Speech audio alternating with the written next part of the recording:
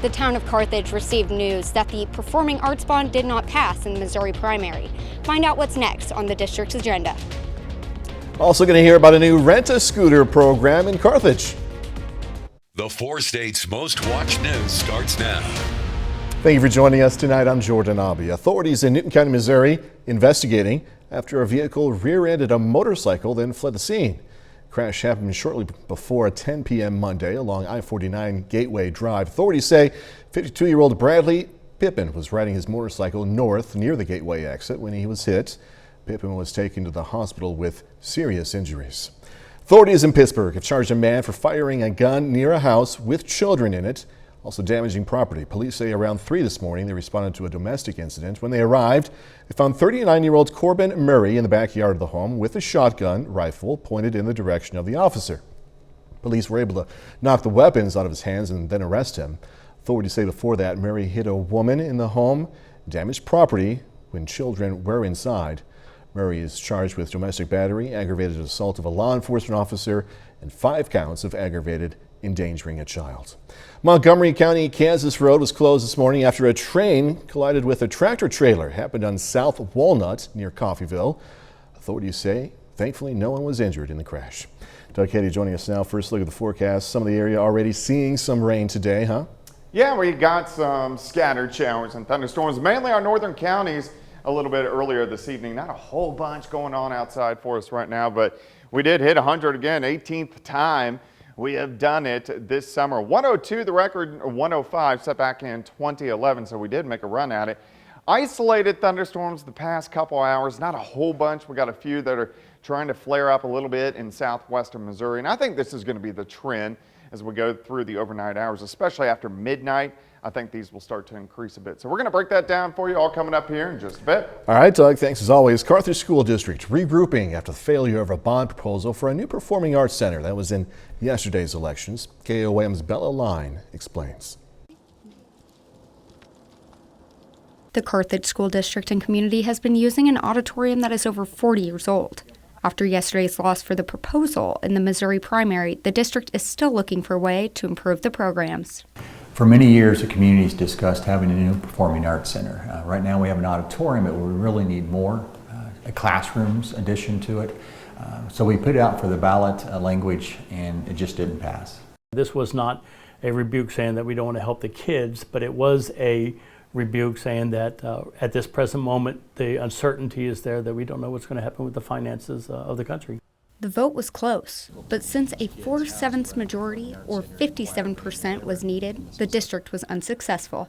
I think if you look at the precinct results, the Carthage 1, 2, 3, and 4 precincts, which is the main central part of the city, all voted for it. But when you look at one of the precincts and then the outlying areas, we have a lot of people that are in the rural communities. And when you look at those precincts, those are the precincts that actually did not support the Performing Arts Center. So Carthage proper as a whole did support it. The school district is still determined to build a new center despite being denied in their first attempt. We will continue to look at options regarding Performing Arts Center, maybe some ways that we can get more support, but obviously it's still needed. The no vote didn't change the need for it. We just have to do a better job of getting the word out. Even though it didn't pass, we still appreciate the community support. You can vote no and still support our kids. The next available time for the bond to be proposed again is April 2023. In Carthage, I'm Bella Line, KOAM News. You can find out more about the proposal's history on our website, KOAMnewsnow.com. A local government organization is recognizing the hard work of one of its board members. Gene Schwartz served on the board of the Neosho Transportation Development District for 12 years, working on a project to improve the area's transportation. That project includes adding stoplights to Highway 60 and extending Kodiak Road near Neosho Junior High. Today, the district held a ceremony to dedicate part of the extension to Schwartz. It's a wonderful advancement to this area, and I'm just glad that it's all done, and it'll be here for many, many years for everybody to use. And this area continues to grow, which it's going to. Yeah. The NTDD's project is funded through private donations, also a sales tax. Heads up here, residents in Miami, Oklahoma need to keep an extra close eye on those bicycles. This after police say they've seen a rash of thefts. KOAM's Yana Hatala spoke with police and a resident. Yana has more. Residents of Miami, Oklahoma, are mentioning they have had their bikes stolen or they have at least heard about it happening. The Miami Police Department receives about 100 bikes a year that are turned in as found property. According to Police Chief Thomas Anderson, thieves may steal bikes and use them to be quieter. You can get away, there's no lights on them, and you can cut through houses, you can cut through parks, property, where a car is a lot more noticeable. Anderson says some people see an unlocked bike and decide to take it for a ride around the town. The most common is just convenient, and they ride them, joyride, just more of a nuisance crime. He says they help the people the best they can, but one of the biggest problems is that a lot of the bikes look the same. That's why it is important to have some kind of recognizable mark on the bike or have the serial number of the bicycle written down. It's hard to positively identify your bike, so when you buy one, if you'll write down that serial number, and then if it gets stolen, give us a call. A lot of people don't report stolen bikes because they don't think they'll ever see them again, not that big a deal.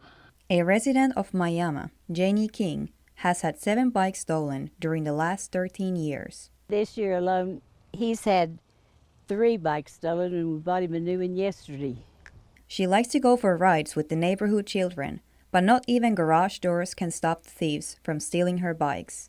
She plans to go check the serial numbers from the bikes with the police. Yeah, we're always going to do that tomorrow. We never have done it. In Miami, Yana Hatala, KOAM News.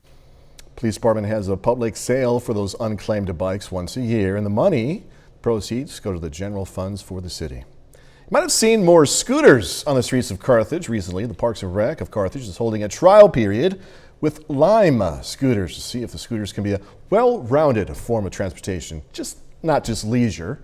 The only public transportation in Carthage right now is a taxi service working out of the sheriff's office. After the trial period, Parks and Rec is going to analyze if the Lime scooters help with public transportation within Carthage. Yeah, I mean, our hope is that maybe there's people out there who want to take that drive from their house to their place of employment and make it a little more convenient for them. The trial period ends August 21st. KOAM News at 9 on Fox 14 takes this time to honor another 4-state hero. Jack Carey served in the U.S. Army from 1943 to 46. Native of Grove, Oklahoma, Carey received a Purple Heart, also Bronze Star. We are proud to thank Anselmo Private First Class Jack Carey. He's tonight's 4-state hero. Mr. Doug Getty's next with a complete look at the forecast and later. A former Webb City High School standout impressing at Minnesota Vikings training camp. Going to have those details in sports.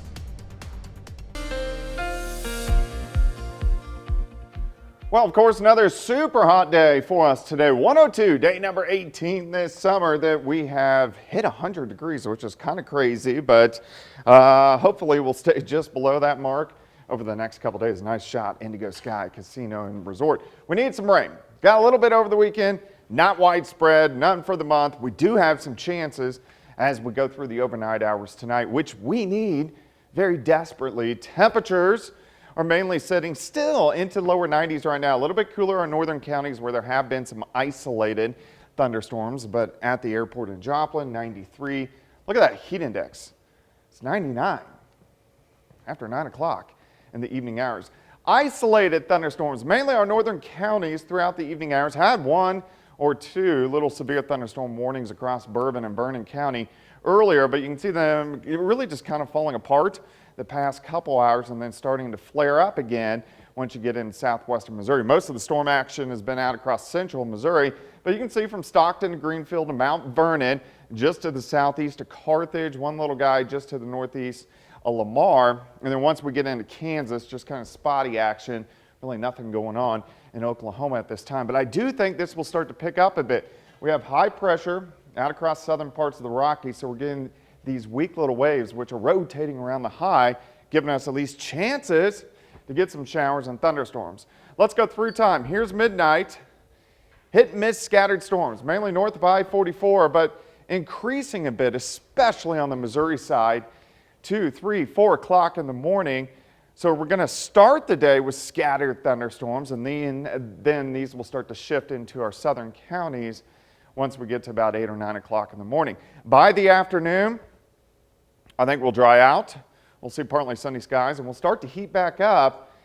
Hair cooler, mid-90s for highs. We'll start at 72, 91 by noon. We're just going to stay a little bit lower tomorrow just due to the clouds and the showers that we are going to have during the morning hours. Tomorrow night looks good. We drop back into the mid-70s for overnight lows, and then on Friday, we heat up upper 90s to near 100 degrees by the time we head into Friday afternoon. So rain chances tonight are going to start to increase. So here's midnight, and then they go all the way up. So our best chance for rain from about 2 a.m. until about 5 a.m., and then it will start to taper off. Rainfall amounts, again, these are going to be scattered, so it's hard to pinpoint down. I think on the Missouri side, pretty good shot. You'll get a quarter to a half an inch, and then a little more spotty the farther west and south that you travel. 96 tomorrow, 98 on Friday, near 100 over the weekend. Maybe a hair cooler Monday and Tuesday with some spotty little thunderstorms, but hot and not a lot of rain. Yeah, hot, but at least we're not going into the hundreds, you know? I don't know if it really matters. That's true. It's a degree or two. I'm just trying to say at least, yeah, you know? Psychologically, yeah, it's better. You got it, man. Hey, we'll see you in a little bit. Doug, thank you. You know, Mickey Mouse, pretty rich mouse, seems. New reports reveal Disney's theme park prices have skyrocketed over the years. Happiest place on earth is also the priciest. This after reports from SJ Data Visualizations, a UK-based consulting firm, reveal the theme park's prices have jumped nearly 4,000% over the past 50 years. The report compares the price of a Disney World ticket to expenses like rent, wages, and gasoline, noting that those three have grown by less than 1,000% in the same time frame. But the price of admission isn't the only thing guests are paying high prices on. Disney also announced price hikes on merch, with items like Mickey ears, backpacks, and water bottles jumping anywhere from $5 to $15 at those Florida parks. You want a Mickey-shaped ice cream cone, you know? $15. Somewhere along there anyway, right? Coming up, protection on abortion rights. President Biden signed another executive order to safeguard some abortion rights today. I'm Lauren Blanchard in Washington. I'll have details on that order and the latest on the fight for abortion access coming up. The Department of Health and Human Services says the number of Americans without health insurance fell to an all-time low of 8% this year. Before last year, the rate of uninsured Americans consistently remained in the double digits for decades. Still, about 26 million people in the U.S. don't have health insurance. President Biden signing a second executive order today on abortion access here in the U.S. The measure seeks to help women travel to get access to services in other states where it is legal. His action today coming after a vote in Kansas where voters rejected a measure that would allow state lawmakers to ban abortion in the state. Fox's Lauren Blanchard has more details from Washington. Through an executive order, President Biden wants to make it easier for women to get an abortion or other reproductive services if they need to cross state lines. We're doing everything in our power to safeguard access to health care, including the right to choose. Appearing virtually because of his rebound case of COVID, the president kicked off the first meeting of his task force on reproductive health care access. It was formed after the Supreme Court overturned Roe v. Wade in June. We trust the judgment of the women of America to make decisions based on what they know is in their best interest. The meeting comes just a day after Kansas voters rejected a measure to remove abortion protections from their state's constitution.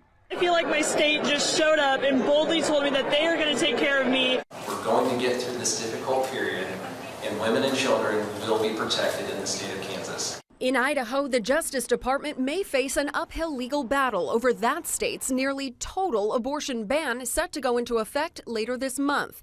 The DOJ is suing to protect emergency medical procedures for women, which may require an abortion. Democrats believe reproductive rights will be a major ballot issue in November. The American people are fed up with politicians trying to tell them what to do with their lives and their bodies. This week, a small bipartisan group of senators introduced legislation to make the freedom of reproductive rights federal law. Some Democrats don't believe it goes far enough, and it's unlikely to pass. In Washington, Lauren Blanchard, Fox News. All right, still ahead. Things have gotten better, but nonetheless, those still high gas prices. OPEC Plus decided to increase oil production in September by 100,000 barrels a day, but critics say that's a drop in the bucket. I'm Edward Lawrence at the White House. Details coming up. People trying to sell their homes may be anxious. Google searches involving the words "sell my home fast" leaped a whopping 2,750% within an hour after the Commerce Department released gross domestic product information last Thursday. The report showed negative growth for a second straight quarter. Real estate brokerage Ruby Home says seen a slowdown in luxury and second home purchases. Brokerage firm Redfin says housing has slowed considerably, with home buyers renting instead. Maybe wise to book those holiday travel plans right now. Industry experts are warning travelers that the best time to book holiday travel is during the summer, saying that from late August to early September is the best time to book for Thanksgiving. Those looking to travel on Christmas are advised to book before Thanksgiving.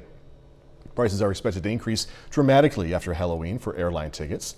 Airfare is estimated to jump 23% throughout December. Gas prices are dropping dramatically. Still high though, dropping dramatically in the U.S., nearing $4 a gallon. Biden administration touting the lower prices at the pump. Meanwhile, OPEC Plus members reached an agreement today to increase oil production, but it's not as much as some critics hoped. Fox Business Network's Edward Lawrence has more from the White House. For weeks, drivers have been seeing some relief at the pump as gas prices, while still high, continue to drop. The national average at $4.16 a gallon. That's down roughly 65 cents from a month ago. Yeah, it's a good start. But it's not just good news for consumers. The Biden administration is touting their efforts to keep money in Americans' pockets. We're now seeing 50 days into what remains the fastest decline in gas prices in over a decade. Gas prices are now down 86 cents a gallon from their June peak, saving American families with 2 cars on average over $90 a month on gas. OPEC Plus on Wednesday agreed to increase their production in September by 100,000 barrels a day, but that's down from the bigger increases in July and August. The group pointing to the effects of staggering inflation and rising COVID-19 rates, which they say could impact demand for fuel in the fall. It is the smallest increase in production that OPEC has ever announced since 1986, second lowest ever. OPEC Plus's slight increase equates to 0.1% of global demand. Critics calling it an insult just weeks after President Biden went to Saudi Arabia and made the push for increasing the global oil supply to bring down gas prices, made worse by the Russian invasion in Ukraine. Still, the White House remains upbeat. And I said this earlier, and I'll say this again. The fact of the matter is that oil and gas prices are coming down. Despite the small increase by OPEC Plus, President Biden says he's not making any changes to his energy policy. At the White House, Edward Lawrence, Fox Business. All right, break time. How about some donuts? Mustard flavored donuts. Yeah, gonna hear why this concoction was even thought about next. All right, so we were just talking now about our favorite donuts here in the studio.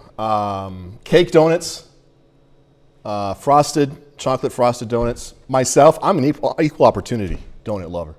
But look at this. Seems French's Mustard is celebrating its big day in a very interesting way. With National Mustard Day fast approaching on August 6th, the company has decided to go sweets, teaming up with a Brooklyn, New York-based donut company, Dough Donuts, to unleash mustard donuts. Goodness, the mustard-infused donuts are going to be released for a limited time starting on August 6th. The treats will also be given away for free at 6 Dough Donut locations around the Big Apple. Also online, the company's website, where they have also posted the recipe, just in case if you want to try mustard donuts. But I didn't plan this, but tonight's kind of the night to branch out with the taste, because later on we're going to have a story about eating bugs, how that's growing in popularity. Have to watch it. All right, 30 more minutes, news, weather, and sports coming away. Why a veterinary clinic in southeast Kansas has to find a new home. More cases of monkeypox are being reported among kids as the feds ramp up their response. I'm Jonathan Seri in Atlanta. I'll have details coming up. A local veterinary clinic is looking for a new location. Paw prints on the Heartlands and the Southeast Kansas Humane Society are parting ways. KOAM Sigun Bamidali has more on the story. Paw prints on the Heartlands and the Southeast Kansas Humane Society are separating. The SCK Humane Society wanted a new lease agreement, but Paw Prints on the Heartlands was unable to meet the lease agreement. Paw Prints could not meet the demands of the lease, and so after failed negotiations, we've been attempting to make it work and keep this as our home, and it didn't work, and so now we've been given an order to leave. After 22 years of partnership, Paw Prints on the Heartlands is leaving Southeast Kansas Humane Society due to an eviction notice they got last week Thursday. The organization is looking for a new place to call home. Paw Prints is seeking a building from which to do their spay-neuters. We have been evicted from the Southeast Kansas Humane Society building that we've been using for the last 22 years, and so we're needing a home in order to continue the services. Paw Prints says they need a new home soon, as their last day at the current location will be August 15. In Kansas, Shagun Bamidele, KOAM News. We reached out to the SCK Humane Society for comment, but they declined. Freeman Advantage Free Health and Resource Fair is returning. Freeman Advantage invites area residents to travel the world of healthcare without ever leaving Joplin. This event features health screenings, informative presentations, also interactive booths, several of them. Visitors received a passport upon entry and then collected stamps from the various vendors or by participating in activities, which then qualified them for door prizes. We had a morning full of presentations on topics that are valuable to people 50 and over. If you want to learn more about Freeman Advantage, just go to our website, koamnewsnow.com. Crawford County Junior Leaders Today gave kiddos a chance to have some fun and compete for prizes at the Barnyard Olympics. KOAM photojournalist Frenz Wallace was there.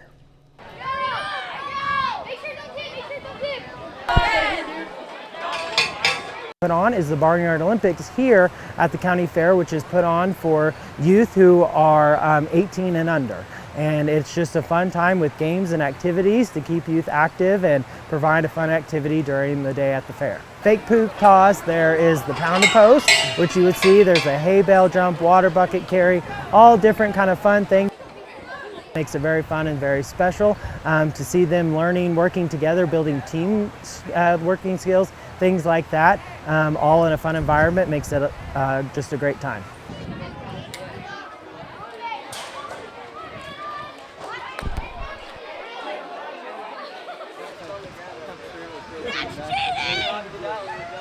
It's just getting some kids out here, getting them to do some fun activities and really getting everyone together. And this is just a good activity. It puts a little fun in your hot day, and sometimes it'll even cool you off. It's important to have fun and cool off. The event was broken into 4 age divisions from under 6 to 18 years old. Joplin's Ronald McDonald House getting a big check from a longtime supporter. Fletcher Hyundai gave $10,000 at the grand opening of Fletcher's newly remodeled facility on East 32nd Street. Be part of the community because the community is what keeps us in business, and we were able to share a lot with Joplin when the tornado happened, and we felt like we were part of this community even though we don't live here. Again, the presentation coincided with Fletcher's newly remodeled facility. That's on East 32nd Street. Feds are ramping up their response to the monkeypox outbreak amid fears it could soon be spreading in classrooms. Fox News correspondent Jonathan Siri has more now from Atlanta. Doctors and health officials are scrambling to make sure monkeypox does not become the new COVID. California and Illinois joining New York in declaring the virus a public health emergency. They say they need more help from the feds, including testing and, most importantly, vaccines. And if they can't contain the outbreak soon, it could become another disease we'll have to test for on a regular basis. The next weeks, the next month are really going to determine whether that is the case or whether we can stop the spread of this virus. The White House says it's already sent out 1 million doses of the vaccine, with 5 million more on the way. And on Tuesday, President Biden appointed a monkeypox response team and named a coordinator, former acting FEMA administrator Robert Fenton. Welcome news for doctors in hard-hit areas who say so far they're not getting the resources they need. About 35 to 40,000 individuals in San Francisco should be vaccinated for monkeypox at this time. Unfortunately, we've received nowhere near close to that. Another concern, at least 5 cases have been reported among children, leading to fears monkeypox could soon be spreading in schools. But doctors say that's not likely, as long as parents are on the lookout for symptoms. If they have flu-like symptoms, we're looking for that. The rash is very characteristic, pustules, vesicles. Okay. You look for that characteristic rash. The CDC says there are about 6,300 confirmed cases of monkeypox in the U.S., the most of any country. In Atlanta, Jonathan Seri, Fox News. All right, a bit later, tastes like chicken, sorta? They may not be the preferred choice for picky eaters, but insects are on their way to becoming the food source of the future. I'm Marianne Rafferty. Details coming up. Well, of course, super hot day once again for us today. Day number 18 that we've hit 100 degrees this summer. And we've also seen some isolated thunderstorms throughout the evening hours, mainly in our northern counties. But these are actually going to increase a bit as we go through the overnight hours. Nice shot. Indigo Sky Casino and Resort. All right, we need some rain. We got a little bit over the weekend. Wasn't widespread. In fact, at my house, I don't think I've had hardly a drop of rain on the north side of Joplin and at least a month, but none for August, of course. We're still in an extreme drought, so we could use a little bit of rain. Look at these temps. We're still sitting into lower 90s right now. We still have heat indices pressing 100 degrees. Currently at 93, humidity is at 47, heat index is 99. Isolated thunderstorms a little bit earlier in our northern counties. Had a couple severe thunderstorm warnings, Bourbon and Vernon counties on the Kansas, and then it switched over into the Missouri side. Then they kind of died out, but you can see the past 30 minutes flaring up a bit in southwestern Missouri. All the bigger storms staying out across central, eastern parts of Missouri, but you can see these scattered thunderstorms popping up from Stockton to Greenfield, Mount Vernon, heading south Monette just to the east of Granby. And then we have another little guy, one little guy just north of Columbus, and then Carl Junction picking up a little bit of a scattered thunderstorm. So this is good news. They're flaring up just a little bit, and I think they will continue to as we go through the overnight hours. We keep getting these weak little waves that drop around that big dome of high pressure out across southwestern parts of the U.S. All right, let's go through time. Here's midnight. Look at the scattered storms popping up. It's not going to be super widespread, but more widespread than what we have probably seen in about 6 weeks, which is good. 3 o'clock in the morning, picking back up northern counties. On the Missouri side, pretty good bet. You're going to get some rain. It's a little bit more scattered, Kansas, Oklahoma, into Arkansas. 5:30 in the morning, we continue to start the day. Scattered showers and thunderstorms, I think after 8 or 9 a.m. Any that are out there are going to be pretty much gone. High temps are going to warm mid-90s during the afternoon. So our best shot for rain, if we look at our graph here, once we get past about 1 a.m., 2 a.m., 3 a.m., that chance really starts to increase. 4, 5 a.m., 6 a.m., and then it will start to trail off from 8 to about 9 a.m. Because the rainfall is going to be scattered, it's hard to pinpoint amounts. I think on the Missouri side, a half an inch is very possible, and then maybe a tenth to a quarter of an inch, Kansas, Oklahoma, and parts of Arkansas. But again, we could all use some rain. 96 tomorrow, morning thunderstorms, then partly sunny. 98 Friday, near 100 over the weekend. Psychologically, I'm going to keep it at 99 instead of pressing to 100, but who knows? Tomorrow night it might say 100, so we'll see. Hey, I was going to say, you just want to make me happy, but I won't be happy if tomorrow the temperature is 100. Yeah. Okay, Eddie, thank you so much. You get it, yep. Mound of Flowers at Dodger Stadium honors the life of legendary broadcaster Vin Scully. LA Dodgers announced the death of Vin Scully yesterday. No cause was provided. Scully joined the Dodgers broadcast crew back in 1950 when the club still played in Brooklyn, New York. He followed the team to LA in 1958, stayed in the broadcast booth through 2016. Scully was hailed as a national treasure by Congress. Shortly after his retirement, He received the Presidential Medal of Freedom, which is America's highest civilian honor. Scully was 94 years old. Coming up in sports, former Pitt State Gorilla finding a new home in the NFL. Plus, Kansas City Royals finishing up their series with the Chicago White Sox. Jacob Leonard has that and more next.